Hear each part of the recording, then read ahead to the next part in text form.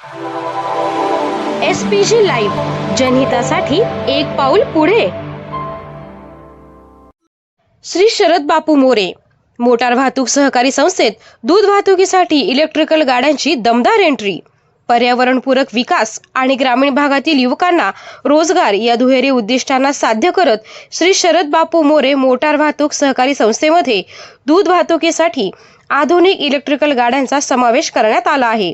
शिवप्रसाद उद्योग समूहाचे अध्यक्ष माननीय श्री शरद बापू मोरे यांच्या संकल्पनेतून हा महत्त्वाकांक्षी उपक्रम साकार झाला असून ग्रामीण अर्थव्यवस्थेला चालना देणारे हे एक अभिनव पाऊल ठरत आहे.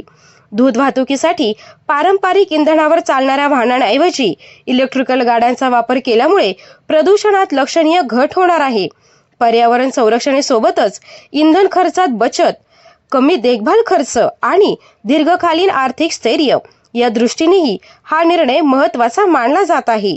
या उपक्रमाअंतर्गत युवकांना प्राधान्य देत त्यांना रोजगाराच्या संधी उपलब्ध करून देण्यात येत आहेत.